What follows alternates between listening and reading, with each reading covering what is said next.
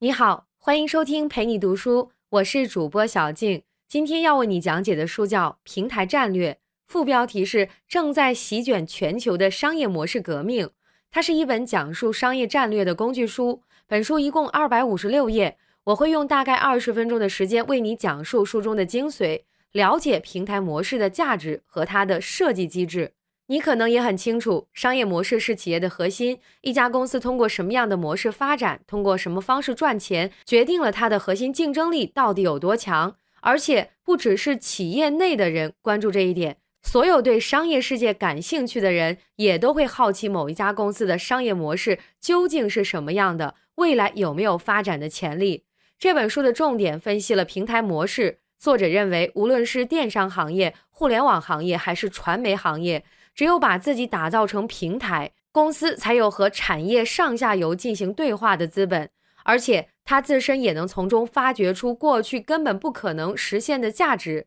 接下来为你介绍一下这本书的作者，一共有2位，分别是陈薇如和佘卓轩。给你重点介绍一下陈薇如，她是美国普渡大学的战略管理学博士，同时也是中欧国际工商学院的战略学副教授，主要研究行业分析、商业模式等等。在《平台战略》这本书中，他为我们分析了中外好几十家著名企业的平台模式，并且系统地讲述了一套平台崛起的方法论。介绍完这本书的基本情况和作者概况，下面我就来为你详细讲述书中的内容。我们要讲以下3个重点。第一点，平台模式为企业赋予了哪些新的价值？第二点，如何打造一个平台企业？第3点，怎么判断一个平台在竞争中能不能成功？在以下的讲解中，我将为你拆解出平台模式的每一个关键步骤，并且搭配恰当的案例，帮助你更好地理解平台模式。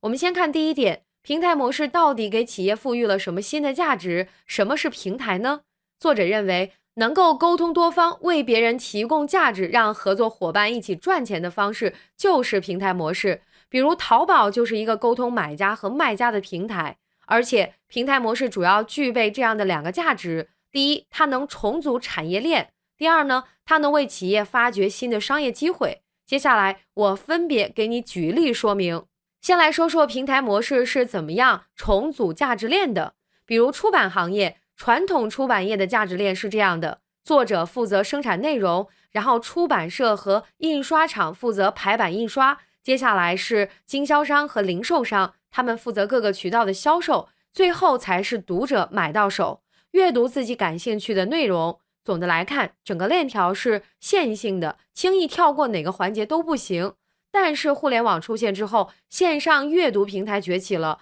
平台方直接对接了小说的生产者和消费者，打破了原本单向又冗长的价值链。比如专攻小说市场的起点中文网，它提供给大家一个虚拟平台，让读者在第一时间看到作者的更新，而作者呢，也可以通过这个平台直接和读者互动，收到他们的反馈，增强自己和粉丝之间的粘性。这样一来，经销商这个环节就不需要了，原来的单向价值链也变成一个大家可以交流的闭环了。接下来我们再来看看平台模式的第2个价值，它是怎样帮企业发掘新的商业机会的。你可能也已经发现了，现在很多企业开始改变自己的盈利模式，原来只是单纯的卖货，现在呢，想变成提供服务的平台。给你举个身边的例子，苹果公司过去最赚钱的业务就是卖 iPhone 之类的电子产品，因为品牌溢价非常高。但是你再去看它最近几年的财报，你就会发现这样一个变化：苹果正在搭建自己的软件服务平台。比如说，它在2016年从 iTunes、Apple Store 等软件服务赚到的钱已经有几十亿美元了，整个软件服务的收入达到了世界100强公司的体量。像苹果公司这样的公司，不再单纯依靠硬件赚钱，而是逐渐通过软件服务来吸引用户，搭建一个软件开发商和消费者的平台，然后通过每一笔交易来收取费用。这样的平台模式可比单纯卖硬件有竞争力多了。从这个角度来说，平台模式为企业发掘到了新的商业机会。那明白了平台战略的价值，我们再来看第2点。如果一家公司想成长为一个平台，需要经历哪些步骤呢？作者告诉我们，至少需要这样4个关键步骤。第一是定位多边市场，第二是激发网络效应，第三是灵活设置平台上的付费方和被补贴方，第四是赋予用户归属感。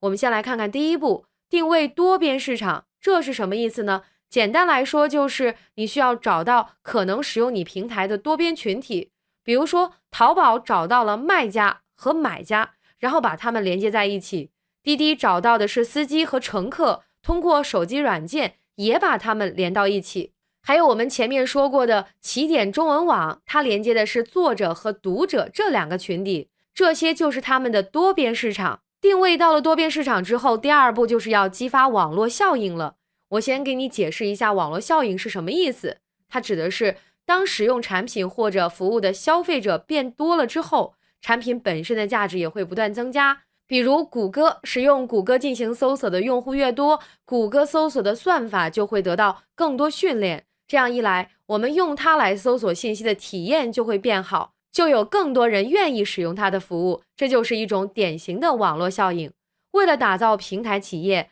当你定位了自己的多边市场之后，第二步就是利用网络效应，把更多用户拉进你的平台。在这个过程中，你还需要注意区分一下同边网络效应和跨边网络效应。什么意思呢？同边网络效应指的是，如果某一边的用户增长了，将会影响同一边群体其他人的满意程度。而跨边网络效应就是某一边用户的规模增长了，会影响到另一边群体的满意程度。给你举个身边的例子，微信现在的用户已经有好几个亿了，他们之间就有非常强的同边网络效应。比如你把自己生活中好玩的事发在朋友圈，对你的朋友来说，这是一种正向刺激，他们就会不断参与进来。这样一来，整个平台有了更多的内容沉淀，大家就会更喜欢通过朋友圈来了解朋友的生活动态。在这个过程中，微信也因为这种同边网络效应有了更大的价值。再给你讲一个跨边网络效应的例子，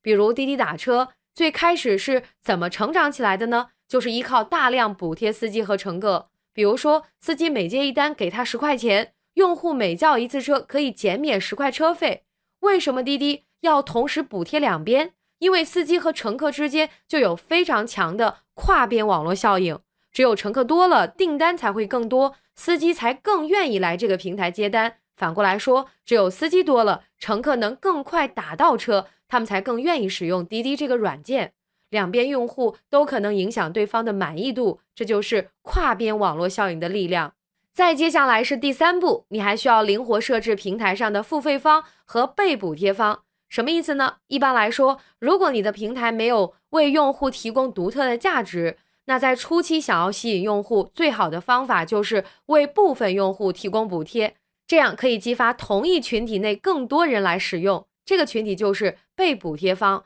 而愿意为这些服务付费的人就是付费方。那对于平台企业来说，怎么识别被补贴方和付费方呢？作者在这本书里告诉我们，更有可能多地栖息的最好设置成被补贴方。先来解释一下多地栖息是什么意思，它指的是用户能够通过多个平台来满足自己的同一个需求。比如2015年滴滴和快滴打价格战的时候，双方都给予乘客和司机相当高的价格补贴，乘客可以比较哪一家更便宜，司机可以比较哪一家更划算，这就是多地栖息。作者告诉我们，对于平台来说，如果某个群体更有可能多地栖息，他们就容易因为价格等因素离开这个平台，所以平台对这个群体收费的话非常不明智，反而应该给他们补贴，让他们成为自己的忠实粉丝。给你举个身边的例子，在电商行业刚发展起来的时候，淘宝上的商家开店成本非常低，而且他们几乎不用花什么广告费就能等来订单。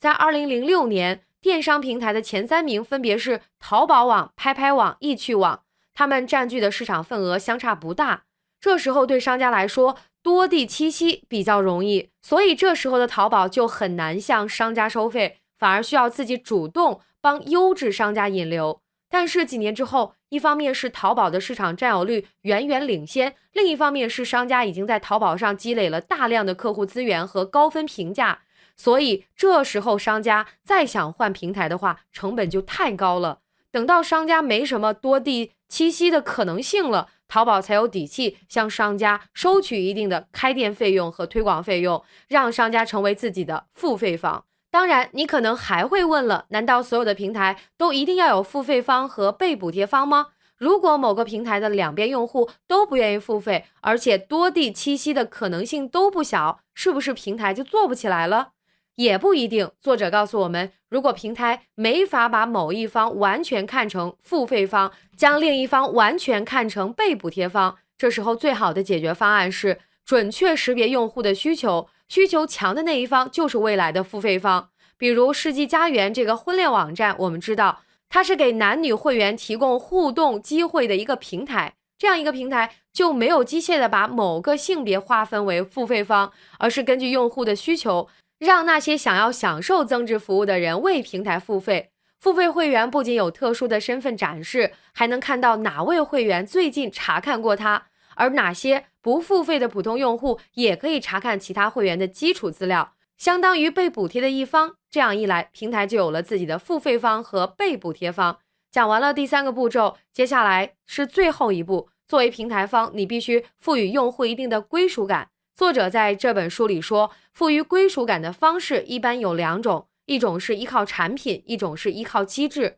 先说怎么样依靠产品来赋予用户归属感呢？比如苹果这家公司，它推出 Mac、iPhone 这些产品都卖得很好。首先当然是因为这些电子产品的确美观简洁，而且自带的系统和软件也很可靠。但是你再深入想想，为什么使用苹果产品的人忠诚度非常高，愿意买比一般品牌更贵的产品呢？其实更深层次的原因在于用户的归属感。苹果一直想让所有使用它的人认为苹果的产品是很酷的，而且这种酷的特质也是用户自己人格的投射。这样一来，苹果的品牌和用户身份之间产生了连接，用户对产品就有了更多的情感，这就是能赋予用户归属感。除了依靠产品，我们再看看怎么样通过设立机制来赋予用户归属感。比如在线阅读网站的用户，因为网站能够让他们和作者直接对话，有了表达自己意见的权利，读者们感觉自己得到了更多尊重，甚至还能通过特定的机制去催促作者赶快更新。这些玩法也让他们对在线阅读平台有了更多的归属感。讲完了打造平台企业的4个关键步骤之后，我们再来说第3点，怎么判断一个平台在竞争中能不能成功。这本书的作者重点讲了2条法则来帮你判断，他认为符合这2条法则的平台企业更有成功的可能。第1条是定位和转型法则，第2条叫快速扩张法则。接下来我们先说第1条，定位和转型法则。这条法则说的是，如果平台企业在竞争初期能够把握好自己的定位，那么它很可能有成功的潜力。举个例子，在线视频网站也是非常典型的一类平台，他们有一个共同的商业模式，就是通过视频内容来吸引观众，然后再靠观众数量吸引广告商，从而赚取广告费。对于在线视频平台来说，有多少视频量往往决定了它对观众有多大的吸引力。所以几乎所有的视频网站在最开始的阶段都不认为自己需要一个清晰的定位，而是不管遇到什么内容，先抓取到自己的平台再说。但是优酷意识到了定位的重要性。2006年的时候，在线视频行业大大小小的竞争者超过了200家。优酷是怎么在早期竞争中战胜其他对手的呢？就是依靠早期给自己的一个定位。优酷发现，如果把用户原创视频作为主要的策略，平台就可以快速的把视频量堆起来，这可比抓取其他平台的内容有效多了，而且也可以持续，不会有什么法律风险。所以依靠用户自发拍摄和上传的定位就成了优酷最初几年的一个核心战略。正是因为这样的定位，优酷开始鼓励大家拍下生活中的精彩片段，然后上传到网络平台和其他人分享。为了这个目标，他发起过很多主题活动，比如一个公益救助活动，很快就为了一位得了白血病的病人募捐到几十万元的手术费。因为这种公益活动能快速吸引大家的注意力，再加上当时手机的拍摄功能也在迅速普及，很多人把生活中感人的画面拍下来传到网上，一下子带动了其他人拍摄上传视频的热情。于是优酷的用户量和视频浏览量一下子跑到了同类平台的前列。当然这还只是第一步，我们前面说了，平台如果在竞争初期能够找准自己的定位，那么它就更可能成功。但是如果同样的定位被对手迅速跟进了呢？作者告诉我们，接下来你的判断标准就变成了这个平台是不是能够迅速转型。还是我们讲的视频平台的这个例子，因为用户原创视频本身没有什么壁垒，你能这么干，大家也可以这么干，所以在其他对手都跟进之后，这个方法就慢慢失效了，困扰优酷的问题就变成了下个阶段该怎么赢。事实上，也就是在最近几年，在线视频平台已经意识到只靠用户原创内容不行了，于是有眼光的玩家开始把目光转向了下一个能够确保流量和广告收益的内容，也就是版权视频。有资源的网站就开始砸重金买 IP， 拍电影、拍网剧。对于在线视频平台来说，这就是一次重大的转型。而我们也可以看到，如果死守用户原创内容这个定位不知道变通的平台，就没能力跟上第一梯队了。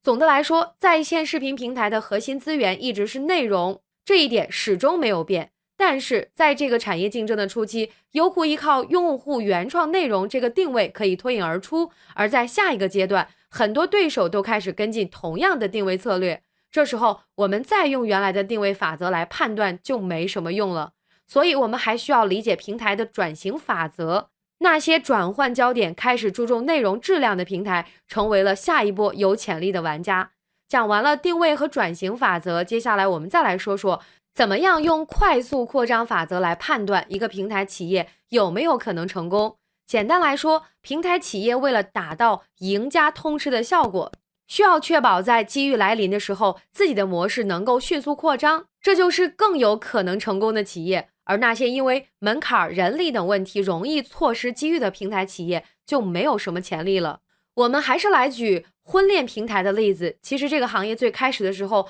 有好几个大玩家。首先是真爱网，它主打的一点是为单身男女提供专业红娘的优选配对，而且他们宣称这批红娘经过了专业的心理学培训，可以在适当的时候给会员提供有效的约会建议。而另一个婚恋平台百合网呢，定位也比较有意思，它不仅为用户提供专业的咨询服务，而且和全国妇联这类机构合作，一起制定婚姻咨询师的职业标准，雇佣婚姻咨询师给会员进行服务，把品牌打造的既专业又高端。因为这两家的独特价值，到了2008年，真爱网、百合网成了这个市场的种子选手，和世纪佳缘一起成为了行业的前3名，各自占到了20%左右的市场。但是到了2010年年初，情况突然变了。2010年春节的时候，调研机构发现，世纪佳缘的市场份额突然超过了40%，而真爱网和百合网呢，各自的市场占有率只剩下了不到10%。那么是什么原因让世纪佳缘开始独霸市场呢？答案是世纪佳缘最符合平台企业的快速扩张法则。在所有竞争者当中，只有世纪佳缘可以完成低成本的快速扩张。来给你详细解释一下，要想弄明白这个问题，我们必须先看看2010年这个年份在许多人心中到底意味着什么。我们知道，大家习惯把一个时代的人给个定义，比如70后、80后、90后。在2010年，80后马上进入30岁了，这可是个令人恐慌的概念。所以在这一年的春节，寻求婚恋网站帮助的人数开始迅速增加。面对市场规模的突然扩大，各个平台企业有没有快速扩张的能力就非常重要了。我们之前说过的真爱网和百合网没有抓住这个机会，因为不管是依靠红娘还是婚姻咨询师，都不可能1对1的为好几十万、上百万的用户提供服务，所以他们没法快速低成本的获得新用户的信任。